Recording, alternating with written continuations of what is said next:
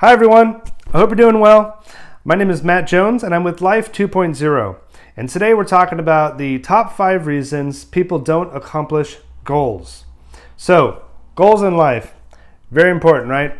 They're basically like guideposts and they really help us to navigate our way through our life so that we can find some purpose and happiness and fulfillment and really just live better.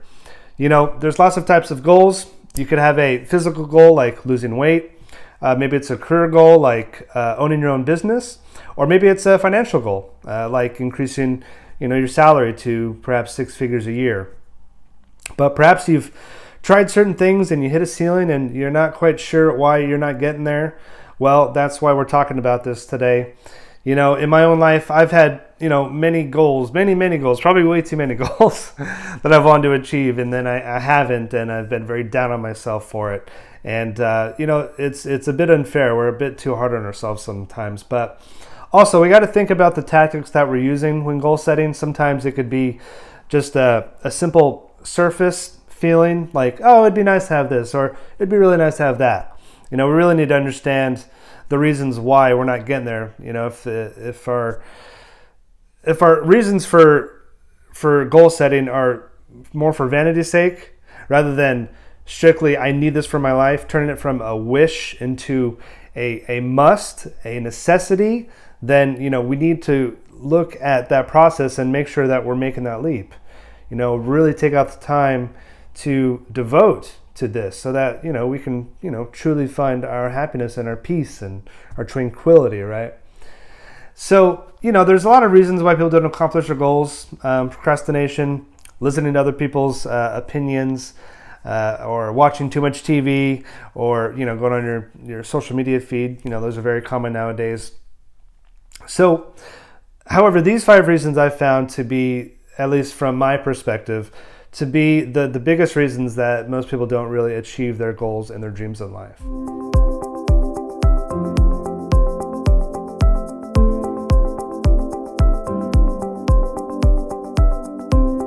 So let's jump in. So number 1, you don't have a strong enough why. So one of the biggest reasons people fail is because that why, there's not enough emotion really attached to it. There's got to be a certain amount of feeling that comes along with it. Maybe they haven't quite suffered enough to change, or maybe they haven't. Like I mentioned, like more of a surface feeling, a vanity type of a thing, I wish I looked trimmer and I had 6-pack abs, and I wish I could just drop 20 pounds. Why me? It's got to move from a wish to a must do. So the why needs to be very strong. I need to change my life. I need to do this today. I need to lose weight so that I have more energy and I can feel more vibrant and confident. I'm sick of just this lack I feel constantly every day and being so mad at myself. I am absolutely sick and tired. I hate how uncomfortable I feel all the time in private and in public. I want to set a good example for my kids and for my family. These are good reasons. These are emotion-based reasons. They create a stronger connection within your subconscious mind. Therefore, it gets cemented and it renews those neural pathways in your brain and allows your subconscious mind to go work for you, even when you're asleep. I remember when I lost 40 pounds, I was about to become a father, and the thought of being overweight and not being able to show up for my family and really, be there at this crucial point in my life really terrified me. So, I really wanted to change. Let's see. So a why for money, if you don't have enough money, it can't just be something simple as, I hate my job and I really wish I earned more money. Most people say that. It's got to be better. It's got to be something like, every day I live in fear about money insecurity. Every day I'm anxious about the future and I am scared and I hate feeling this way. I want the type of life where, I have control over it, and I want to master making money so that I can, control my fate, and I can travel, and I can do all the things that I really want to do. I want to spend more time with my family and provide a good life for them. And I just really don't want to suffer anymore. That's why I need to make more money. Those are good reasons. It's almost a concept of goals versus values. What do you value? Maybe that's why you're not meeting that goal exactly. Maybe you don't actually have the values that are based on the goals that you want. You might find out when you look at your core beliefs, maybe it's not something you actually value. So you got to take a look at that. Okay, so focus on that why, guys. Number 2, you don't take time to focus. So goals or dreams in life only happen when we take action, right? Goals without a plan simply just don't work. People spend more time planning vacations and going on their social media than they do actually focusing on what they want out of their life. They think that simply because they set an intention and thought about what they want, that's enough. But it's not. You have to keep going. It's time to break out your journal and schedule in that time, daily, weekly, put an hour timer on your phone and just get started, and then that you're actually making the time to do it. So instead of the nightly ritual of just Netflix and chill, start making those windows of times where you're going to focus on those goals. So, for example, every Monday and Thursday night, I will take 1 hour of time in the evening to evaluate my goals and check my progress, right? So that puts you on the path, the process of really making those lasting changes and really just helping you begin that first step, right? After that one step, there'll be a second step and third, and little by little, you have these small successes. Okay, number 3, guys. Number 3, you create weak goals. So weak goals create weak results, right? And good goals really need to be specific and they need to be measurable.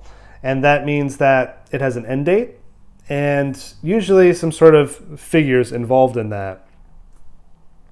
So, for example, a good idea of goals and objectives would be, I will lose 20 pounds in 2 months through healthy eating and intermittent fasting, right? So if it's January 1st, that goal is March 1st, right? And the mechanism of how you're going to do it, right?